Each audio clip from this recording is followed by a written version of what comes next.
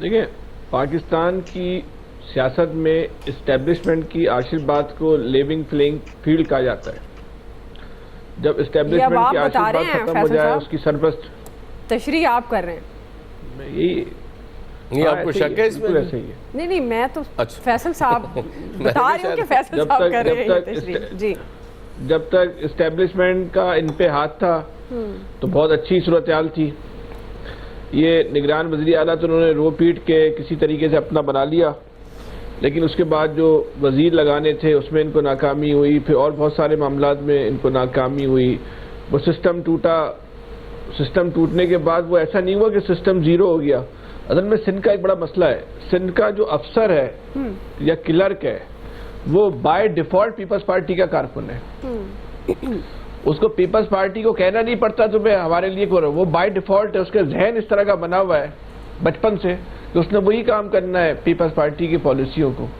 लेकिन वहाँ जो फ़र्क आता है ना 19-20 का होता है ना, घर में भी औलाद में भी फ़र्क होता है ना। कोई औलाद ज़्यादा बासलाहियत होती है, कोई कम सलाहियत होती है, कोई ज़्यादा पढ़ती है, कोई कम पढ़ती है, किसी औलाद की डिलीवरी ज़्यादा होती है, किसी औलाद की डिलीवरी कम होती है।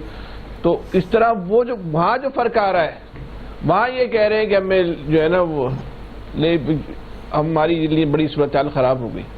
15 साल हुकूमत करने के बाद अपने आखिरी महीने में वज़ीर ख़ारजा साहब का जो तारीख़ी बयान है ना कि वज़ीर ख़ारजा के घर में टैंकर से पानी आता है।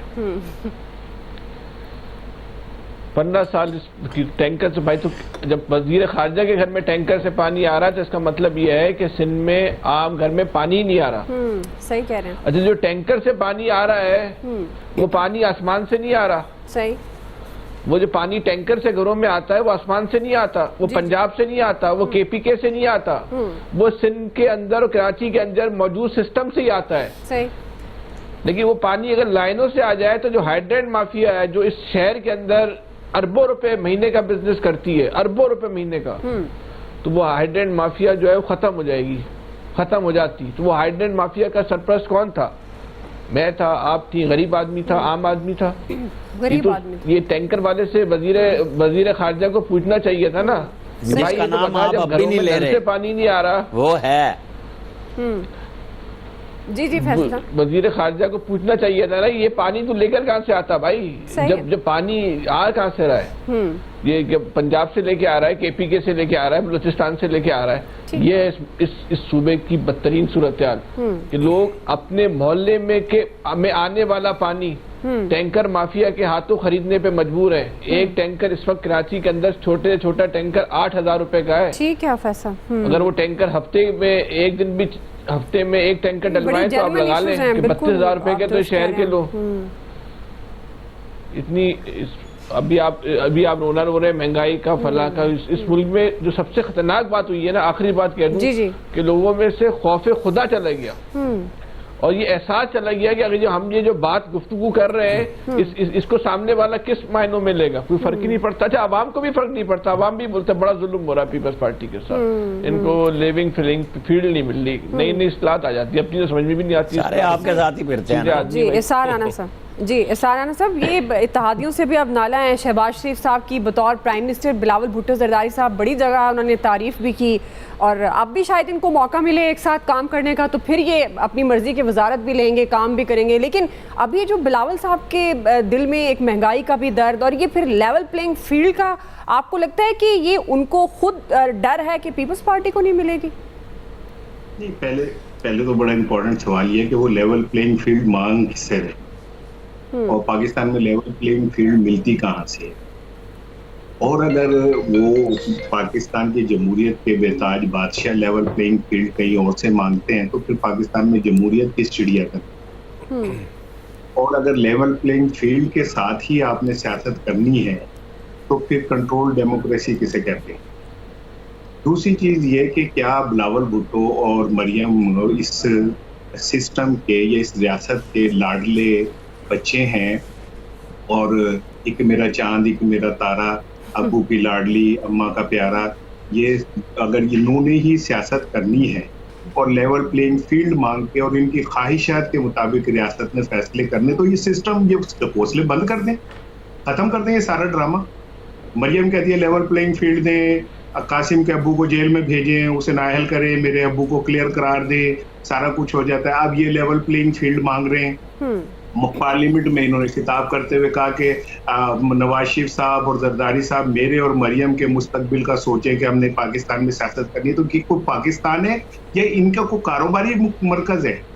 ये पाकिस्तान को उन्होंने क्या समझा हुआ है? ये क्या समझते हैं कि अब जब हुकूमत खत्म हो गई तो शहबाज शरीफ भी लंदन बैठ गए, डार साहब भी बैठ गए, हमजा चले गए, मरियम चली गई, नवाज शरीफ चले गए, तो क्या ये कोई इनकी एक ऐसी रियासत है जिसके ऊपर ये हुक्मरानी करने के लिए आते हैं और उसके बाद इन्होंने वापस जाके वहां पे आराम करना होता है? तो क्या पाकिस्तान के 24 करोड़ जो कीड़े मकोड़े हैं, क्या हम गुलाम दर गुलाम हैं, कि हमने सिर्फ सर झुका के नवाज शरीफ होंगे, नवाज शरीफ नहीं होंगे तो शहबाज शरीफ होंगे, शहबाज शरीफ नहीं होंगे तो मरियम होंगी, मरियम नहीं होंगे तो हमजा होगा, हमजा नहीं होगा तो सलमान होगा, सलमान नहीं होगा तो फिर जुनैद आ जाएगा, बेनजीर भुट्टो नहीं होगी, जुल्फकार अली भुट्टो नहीं होंगे तो बेनजीर होगी, बेनजीर नहीं होगी तो जरदारी होगा, जरदारी नहीं होगा तो बिलावल होगा, बिलावल नहीं होगा तो आसफा होगी। ये क्या कोई कारोबार की कोई फ्रेंचाइज कंपनियां खोली हुई है आपने?